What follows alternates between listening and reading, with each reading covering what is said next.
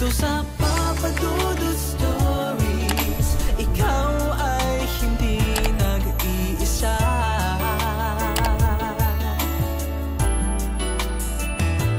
Dito sa Papa Dudut Stories, may nagmamahal sa'yo.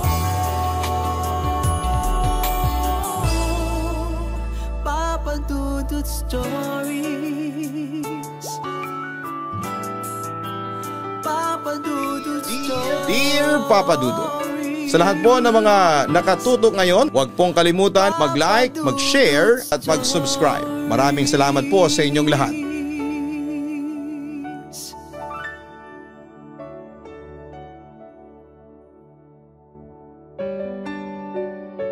Kumusta po kayong lahat? Tawagin niyo na lamang po ako sa pangalang Daxy mula sa probinsya ng Leyte at subscriber ng Papa Dudut YouTube channel since 2023. Sumulat ako sa inyong programa para magbahagi din ng aking totoong istorya ng kababalaghan. Pagpasensyahan niyo na kung hindi ako magaling magkwento, pero gagawin ko naman ng lahat para maintindihan ninyo ang aking ibabahagi sa inyo. Hindi ko po kayo pipilitin na maniwala kayo sa ikikwento ko at alam ko naman ang iba ay naniniwala lamang sa mga lamang lupa tulad ng kapre, nuno at sa mga engkanto. Pero true to life po talaga itong istorya ko. At yun nga, hindi ko naman po alam na may mga elemento palang naninirahan sa bahay na tinitirahan namin. Papa Dudut, hindi naman sa pagmamayabang, pero madami na ring nagsasabi na maganda daw ako kaya lapitin talaga ako ng mga lalaki. Kahit nga tomboy, nagkakagusto at nagtatangkang manligaw sa akin. Kahit na noong time na nag-asawa na ako ay hindi pa rin nila ako tinigilan. Madalas ako mapagkamalang dalaga kahit na noong nagkaroon na kami ng anak ng asawa ko. Samantala ay hindi rin ako palalabas ng bahay. Naging housewife ako pagkaraan kong makapag-asawa. Bagamat meron akong home-based na trabaho noon para matulungan ko si Mister sa pagpuprovide ng pera sa pamilya. Sa kabilang banda ay puro kulong lang kami sa kwarto ng anak ko. At yung asawa ko naman ay nag-ibang bansa para maipambili kami ng sarili naming bahay. Nang mga panahong yon ay nangungupahan lamang kami ng anak ko. 3 taon din yung tiniis namin bago kami nakabili ng sarili naming bahay sa San Pedro, Albuera, Leyte. Nung una, Papa Dudut, ay tahimik naman ang bahay. Maliwalas at wala namang kaming nararamdamang kakaiba. Pero dahil sa deboto akong Katoliko, ay pinablessingan ko ang bahay namin sa isang pare. Marami noon ang dumalo mula sa mga kamag-anak namin at tuwang-tuwa sila dahil maganda at malaki ang bahay na nabili namin ng asawa ko. Pagkatapos ng blessing ay maayos naman ang buhay namin doon. Pero hindi ko po akalain na sa muling pag-alis ng asawa kong si Romel para magtrabaho ulit sa ibang bansa ay makakaranas ako ng hindi pangkaraniwan sa bahay na yon.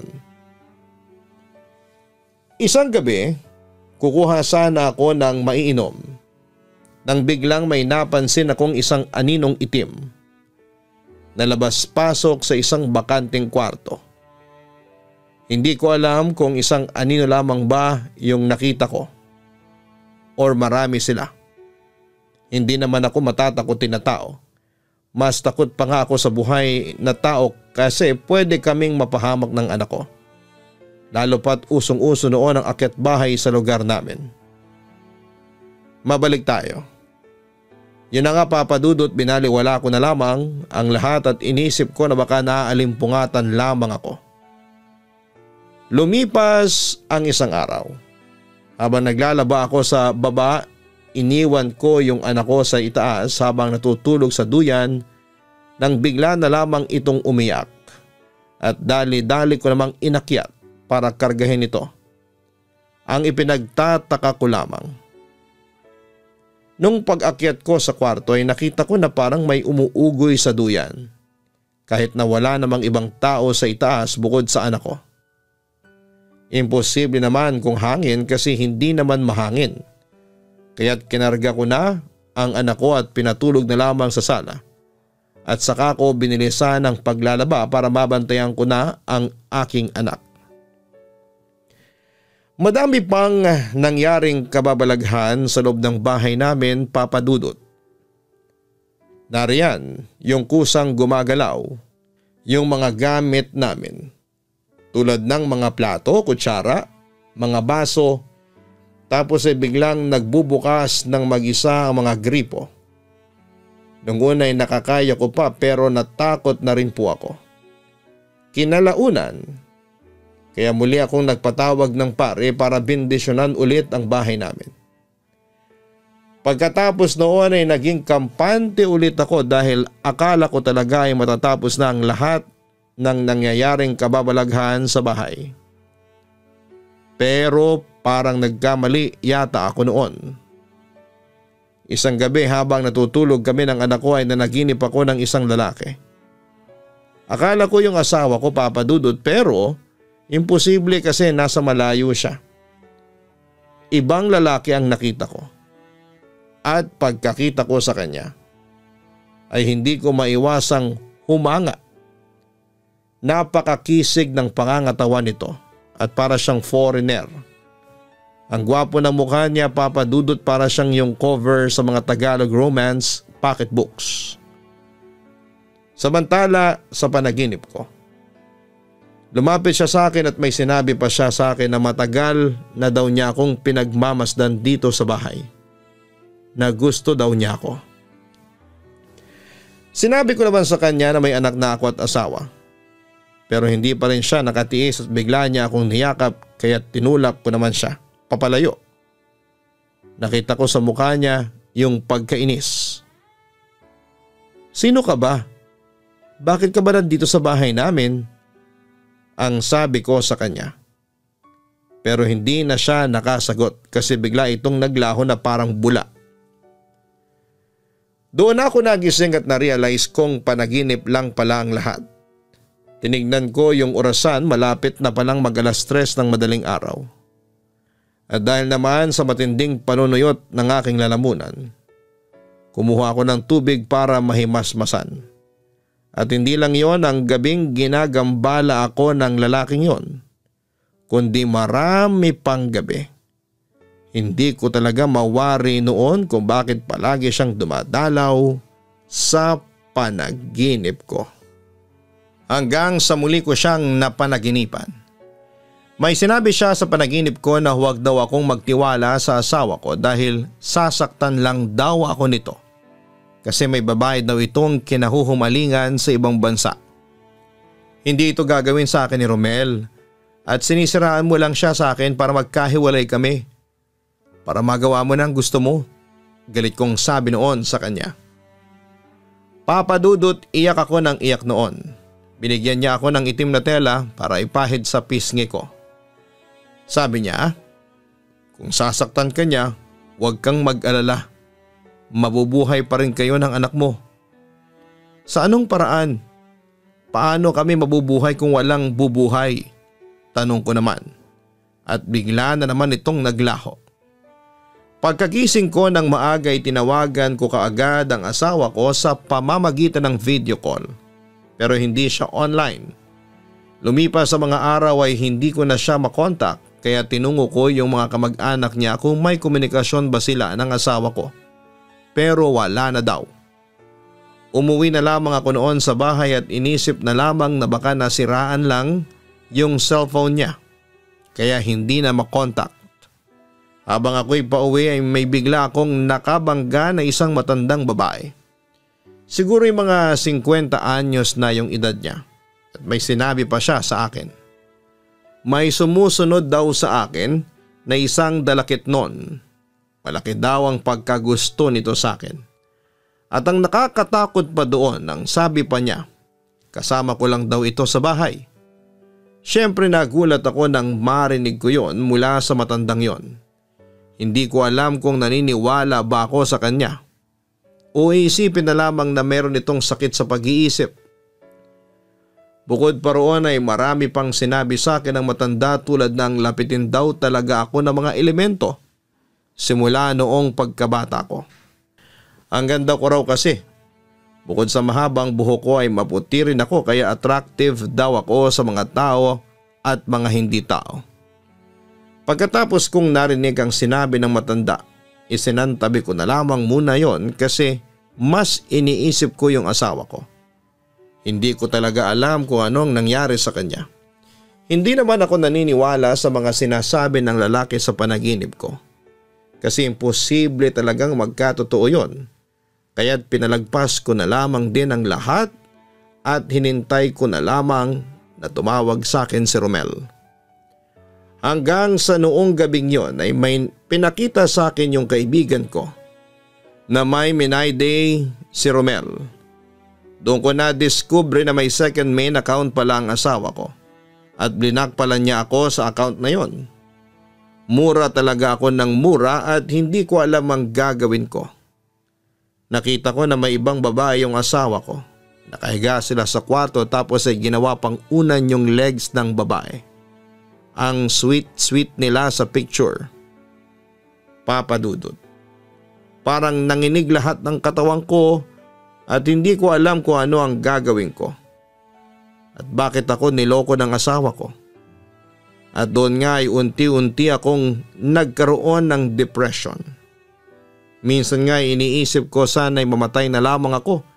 Pero iniisip ko yung anak ko. Magiging kawawa kapag nawala ako.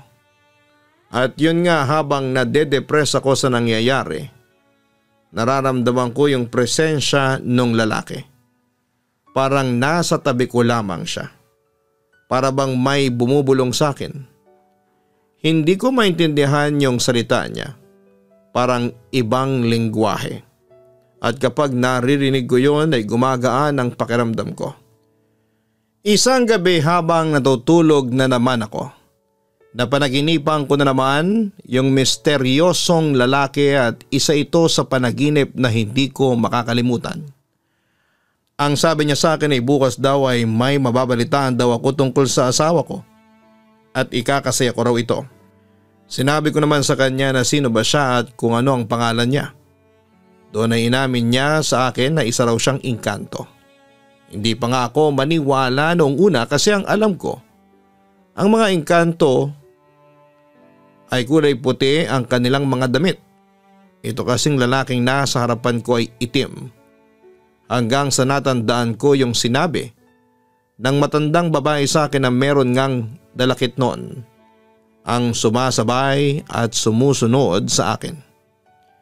Hindi ka engkanto, isa kang dalakit noon, ang sabi ko sa kanya. Hindi na mahalaga yon, Daxi. Ang importante ay magkasama tayong dalawa palagi. Aniya. Dagdag pa ng dalakit noon. Matagal na raw siya sa bahay na ito. Hindi pa raw ito napatayo. Dati daw kasi itong malaking puno ng akasya. Nung pinuto lang ng may-ari ng lupa kasi kailangan nilang may patayo kaagad yung bahay. Hindi kami nananakit ng tao. May sarili din kaming mundo. Katulad ninyo, Daxi. Gusto kong mapalapit sa iyo. Masaya na ako kahit sa panaginip mo lang ako nakikita. Ang sabi ng dalakit noon sa panaginip ko. Ano palang pangalan mo? Tanong ko noon sa kanya. Ang pangalan ko ay Ishrahan. Nakangiting sagot niya sa akin. Hindi ko sure kung tama ba talaga yung narinig ko. Ngumisi ito sa akin at unti-unti itong nawala sa panaginip ko. Teka lang, Ishrahan. Pahabol ko pang sabi pero tuluyan na siyang naglaho at nagising na ako bigla. Tinignan ko yung orasan, 3:45 AM pa pala. Hindi ko alam pero ang gaan ng gising ko ng sandaling yon. Yung takot ko sa bahay ay napalitan ng para bang safe na ako. Habang pabalik na akong matulog ay hindi ko na malayan na kinikilig na ako. Sinampal ko ang sarili ko. Ano nangyayari sa akin? Ang sabi ko pa sa sarili ko. Dala lang siguro yon ng anxiety ko kaya nakakaramdam na ako ng ganon. Kinabukasan, habang tapos na ako sa gawaing bahay, pumunta ako sa tindahan para bumili. Sinabi sa akin ng kapitbahay ko na meron daw akong dapat na malaman. Daxi, tingnan mo yung post ng asawa mo. O nadisgrasya pala siya sa motor doon sa Jeddah. Ang laki ng sugat niya sa may binti. Nako, karma na nga ito sa pinaggagawa niya sa iyo. Sabi ng Marites doon sa amin. Pasalamat siya at yan lang ang napalaan niya. Buti at hindi siya namatay. Dagdag pa nito. Hindi ako kumibo at nakaramdam kasi ako ng lungkot at pagkabahala. Kahit na gano'n ang ginawang panloloko sa akin ni Romel ay asawa ko pa rin siya. At patuloy pa rin naman siya sa pagpapadala ng pera sa akin kahit na mayroon na siyang ibang babae doon. Pero hindi ako makapaniwala na nagkatotoo nga yung sinabi sa akin ng dalakit noon.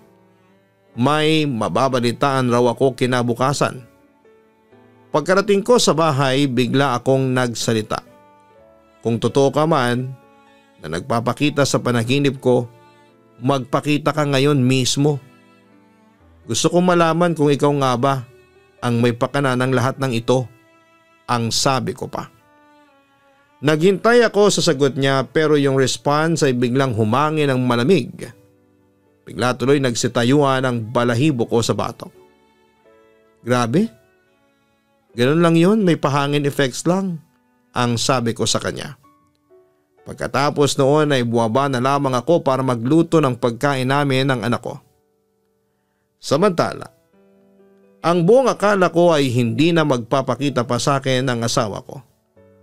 Pero isang linggo pagkaraan niyang maaksidente ay nagulat na lamang ako nang umuwi siya sa bahay namin. Alangan namang hindi ko siya tanggapin. Mag-asawa pa rin kami kahit na niloko niya ako. Tinanggap ko siya ulit, Papa Dudut. Kinausap niya ako at nangako siya sa akin na hindi na daw niya uulitin yung panloloko niya. Dahil mahal ko pa rin naman si Romel at ayaw ko ng broken family ay pinatawad ko na lamang siya, Papa Dudut. Pero yung akala kong mahal ko pa rin siya ay unti-unti na palang nawawala. Simula kasi nang bumalik siya ay nawala na ako ng gana kay Romel hanggang sa na-realize ko na lamang na hindi ko na pala siya mahal. Hindi kami naghiwalay pero sobrang lamig ng relasyon namin ang mga panahong yon. Kaya nang gumaling siya at nakapag-abroad ulit ay hindi na ako nalungkot noon. Samantala isang maulan na hapon. Hindi ko na malaya na nakaidlip ako tapos ay nanaginip. Nasa ibang lugar daw ako. Sobrang ganda ng paligid, ang daming bulaklak na iba-iba ang kulay. Habang pinagmamasdan ko yung mga tanawin, ay may naririnig akong parang agos ng tubig. Kaya hinanap at nilapitan ko yon. Doon ay namangha ako dahil isa pala yung waterfalls. Sobrang linaw ng tubig. May mga ibon pa akong naririnig na para bang nag-aawitan. Habang ako'y natutuwa sa mga nakikita ko ay biglang may tumapik sa akin, isang lalaking pamilyar ang mukha. Nakaguhit sa kanyang mukha ang matatamis niyang ngiti habang tumitingin sa akin. Isharhan? Ikaw ba yan? Bakit ka narito? Anong ginagawa mo dito? Kanina mo pa ba akong sinusundan? Sunod-sunod kong tanong sa kanya. Hindi pa rin mawala yung ngiti sa labi niya habang tinanong ko siya. Oh, ayan na lang ba ang response mo? Sabi ko habang nagtataka pa rin ako. Oo. Kanina pa kitang pinagmamasdan. Ito ang lugar ko. Dito ako nakatira simula pa lang. Dahil nga isa akong dalakit noon. Ang sabi niya. Hindi ba ang dalakit noon ay parang engkanto rin? At saka huwag kang magagalit pero ang alam ko, kapag sinabing dalakit nun, masasama kayong mga engkanto. Diretsahang kong sabi. Ine-expect ko na magagalit siya sa akin pero hindi. At sa halip ay natawa lamang siya. Fake news yun, ang sabi niya sa akin. Natawa lang din ako sa sinabi niya. Saan ba ang mga magulang mo? Tanong ko naman.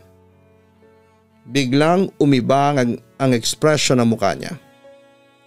Sa mundo ng dalakit nun, walang pamilya dito. Hindi katulad ninyong mga tao. At meron kaming tinatawag dito na kataas-taasang pinuno. At meron ding bagay na kaya namin na hindi kaya ninyong gawin bilang isang tao. At meron din kayo na tao na hindi kayang gawin ng isang dalakit nun. Paliwanag niya sa akin. At ano naman yun? Tanong ko sa kanya. Ang maging malaya kahit sa anong oras. Gusto kong maging isang tao tulad mo, Daxy. Pero wala akong sapat na kapangyarihan kasi isa lamang akong ordinaryong nilalang. Malungkot na tugon niya sa akin. Hinawakan ko ang pisngin niya at ngumiti. Pare-pareho lang naman ang buhay ng mortal at immortal. Ang tao kasi maraming pagdadaanan na problema. Hindi mo lang alam yon. Kaya maswerte ka. Nasa lugar na ito ka nakatira. Sambit ko sa kanya. Pagkatapos ay may sinabi siya sa akin na hindi ko maintindihan. At unti-unti niyang nilapit ang mukha niya sa akin para halikan ako. Papa Dudut, ang lakas talaga ng pintig ng puso ko para itong sasabog sa kaba. Hinalikan niya ako sa labi at doon ko lang napagtanto na umiibig na pala ako sa nilalang na hindi pwedeng maging kami. Alam kong pagtataksil yon sa asawa ko. Pero panaginip lang naman ito, hindi ba? At yun nga habang hinahalikan niya ako, di na talaga mapigil ang bugso ng aming damdamin. Nadala na ako sa pangyayari at iniisip ko na lamang na hindi ito totoo. Nagising na lamang ako na pawis at para bang sobrang tagal ko sa pagkakatulog. Nadala talaga ako sa panaginip ko na yon. Lumipas nga ang ilang buwan. Nagtataka na ako kung bakit hindi ko na napapanaginipan si Israhan. Nami-miss ko na siya. Para na akong mababaliw. May time nga na kinakausap ko na lamang ang sarili ko at nagbabaka sakaling naririnig niya ako. Pero hindi ko alam kung naririnig niya ba talaga ako. At napansin ko na hindi na pala ako dinatnan ng buwan ng dalaw. 2 buwan. Iniisip ko na lamang na baka stress lamang ito kaya't hindi ako dinadalaw. Hanggang sa naging 5 buwan na. Iniisip ko tuloy na buntis na ako. Paano kung nagkatotoo yung panaginip ko na may nangyari talaga sa amin?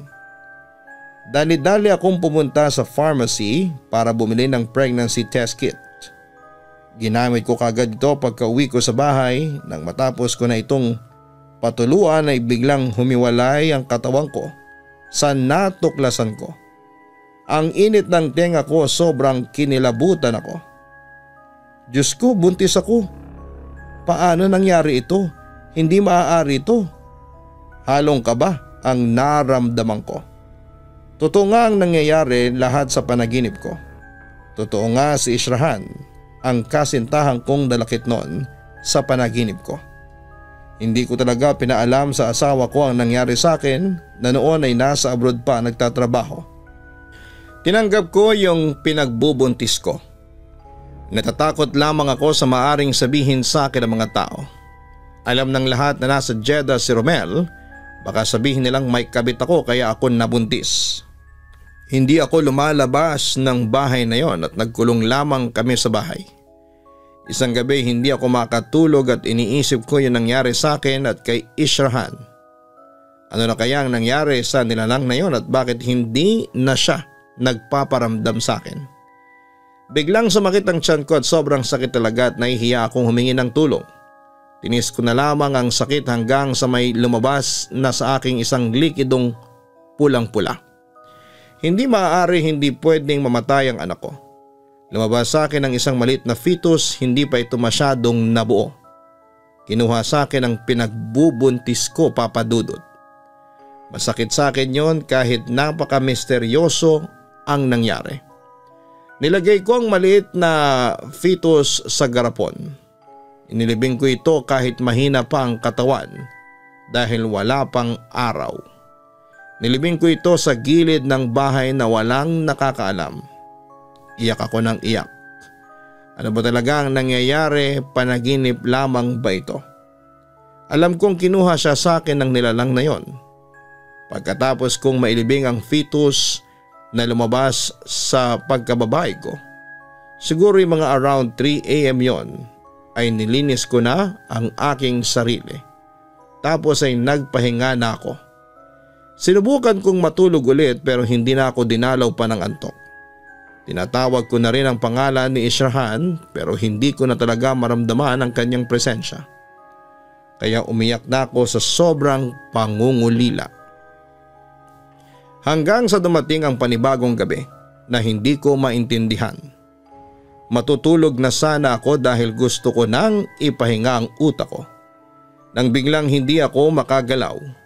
Gusto kong sumigaw pero ayaw.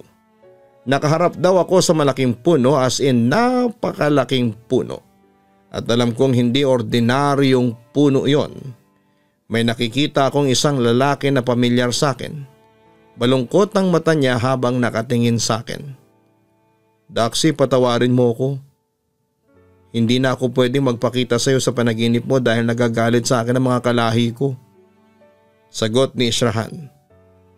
Ishrahan? Ano nangyari sa iyo? Bakit? Patawarin mo ko at nawala ko yung anak natin, ang sabi ko sa kanya. Alam ko yun, Daxi. Hindi pwedeng mabuhay yung anak natin sa mundo mo. Sana'y napatawad mo ko. Kung hindi lang sana kita minahal, hindi mangyayari sa atin to. Pinarusahan nila ako ngayon at ikaw ang magiging miserable ang buhay mo kung hindi kita lalayuan. Ang mga dalakit nun para sa mga dalakit nun. Ang engkanto ay para lamang din sa kapwa niya engkanto. Ang mga tao ay para din sa kapwa nila kaya patawarin mo ako. Para din to sa atin, naluluhang sabi niya. Pagkatapos noon ay naghubad na ng pangitaas si Ishrahan at pinakita niya sa akin ang kanyang katawan. Puro yung sugat. Nanlumo ako sa aking mga nakita. Ishrahan, bakit naman sila ganyan sa'yo? Nagmahal ka lang naman, hindi ba? Tugon ko. Huling pagkikita na natin to sa panaginip mo. Papalayain na kita. Huwag kang mag-alala at babantayan pa rin kita kahit na hindi na tayo pagtatagpuin sa panaginip mo. Sabi niya sa akin. Ishrahan, hindi ko kaya ito. Mababaliw na ako. Gusto ko makasama ka kahit panaginip lang. Iyak na ako ng iyak noon. Patawarin mo ako, Daxi. Mahal na mahal kita. Sana balang araw ay magkasama rin tayo. Isa lang akong ordinaryong dalakit noon sa mundo namin. Isang mababang uri ng engkanto. Wala akong kakayahan na magbalat kayo ng tao. Pero huwag kang mag-alala. May kakayahan akong protektahan. Protektahan ka sa mga ikakapahamak mo. Ako ang puprotekta sa iyo. Nandito pa rin ako kahit na hindi mo na ako nararamdaman. Tugon niya sa akin. May inabot siya sa akin na isang sanga ng puno. Hindi yun ordinaryong sanga, kakaiba yon. Kunin mo ito, Daxi. Kailangan mo ito. Aniya. Anong gagawin ko dito? Hindi ko kailangan to. Ang kailangan ko ay ikaw, Ishrahan. Sambit ko sa kanya. Hindi siya nagsalita at bigla siyang naglaho sa panaginip ko. At yung punong malaki sa harapan ay biglang naging isang bahay na.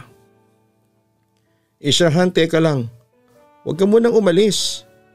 Iyak na sambit ko at bigla akong nagising sa panaginip na yon. Hindi ko na makikita pa si Ishrahan. Hindi ko na masisilayan ang maamon niyang muka. Biglang lumamig ang paligid. Alam kong nandun ang presensya niya. Sa pagkakataon na yon ay umibig ako sa nilalang na yon. Hindi dapat mangyari ito, Papa Dudut. Pilit ko siyang kinalimutan pero hindi ko magawa. Ilang araw ang nakakalipas. Tumawag yung asawa ko sa akin, good news daw kasi na-promote daw siya sa trabaho. Lalaki ang pera ang ibibigay niya sa akin. At yun, pinadala niya sa akin yung pera. Pero hindi ko nagawang maging masaya dahil ang laman ng puso ko noon ay walang iba kundi si Ishrahan. Hanggang ngayon ay hindi ko pa rin malimutan si Ishrahan. Ang nilalang na naging parte ng buhay ko. Alam kong binabantayan niya lamang ako kasi nakakaamoy ako minsan ng pabango. Alam kong unique ito at si Ishrahan lamang ang maaaring gumawa noon. At may time nga na parang nananaginip ako pero hindi ko na maalala kinabukasan. Piliting kong maalala pero hindi ko talaga maalala. Sana man lang sa susunod ay maalala ko na kung ano ang napanaginipan ko. Sa tingin mo, Papa Dudut, ako lang bang nakakaranas nito? Ano ang gagawin ko? Pilit kong kinakalimutan siya pero tumatatak pa rin siya sa isipan ko. At eto nga, meron akong kapatid na pulis na isa ring sketch artist. Based sa description na binanggit ko ay naiguhit niya ng tamang itsura ni Ishrahan. Tapos sa tulong ng Artificial Intelligence or AI ay nagkaroon ng buhay ang litrato ni Ishrahan. Ang AI generated picture ni Ishrahan ay kasama kong isesend sa aking sulat para makita ng mga listeners and subscribers mo kung ano ang itsura ng dalakitnon na minahal ko. Samantala hanggang ngayon, parang niloloko pa rin ako ng asawa ko. Kahit malayo siya ay ramdam ko pa rin na nangangaliwa siya sa akin. Pero wala na akong pakialam sa kanya. Ang sa akin lang ay suportahan niya kami at bahala na siya sa buhay niya. Hanggang dito na lamang ang kwento ko, Papa Dudut. Muli maraming salamat at magandang gabi sa inyong lahat.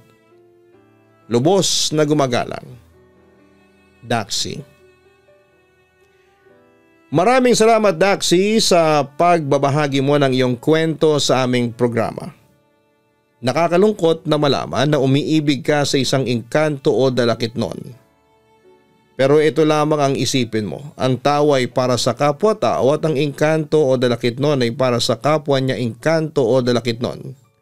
Bagay na sinabi rin sa iyo ng iyong pinakamamahal na dalakitnon. Magkaibang mundong inyong ginagalawan at kahit nasabihin nating walang imposible sa pag-ibig ay may malaking barrier sa inyong relasyon at mahihirapan kayong tanggalin yon. Para sa ikakaluwag ng iyong isipan, magpakonsulta ka sa isang eksperto o psychiatrist nang sa ganon ay matulungan ka niya sa iyong pinagdaraanan. Humingi ka rin ng tulong sa mga mahal mo sa buhay. Baka meron silang maibibigay na magandang payo sa iyo. At kung toxic na ang relasyon ninyo ni Romel, mabuti pang kausapin mo siya. Baka kasi yan ang dahilan kaya nagugulo ang iyong isipan. Sa huli, Daxi, ang maipapayo ko sa iyo ay magdasal ka ng taimtim sa Diyos. Humingi ka ng gabay sa Kanya, sigurado kung hindi Kanya pababayaan. Huwag kalimutan na mag-like, mag-share at mag-subscribe. Hanapin po ang Kaistorya YouTube channel para po sa iba naming mga horror stories na ina-upload sa channel na ito. Narrated by Jason Steele. Likewise, manalo ng 500 pesos GCash sa Papa Dudut Family YouTube channel. Kung papaano, manood po kayo sa aming latest episode sa Papa Dudut Family YouTube channel. Maraming salamat po.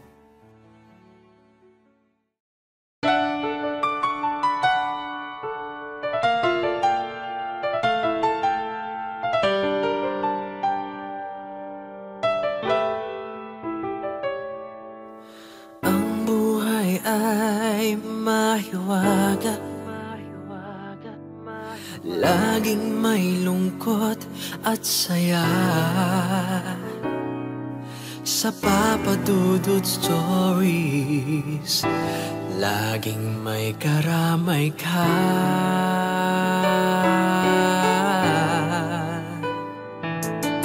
Mga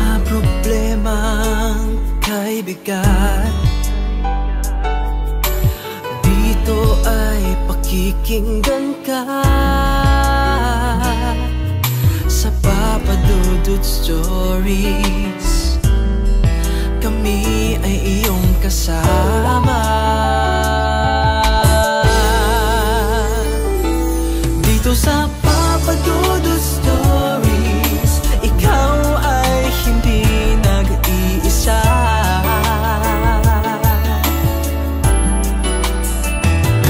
Dito sa Papa Dudut Stories, may nagmamahal sa'yo. Papa Dudut Stories, Papa Dudut Stories.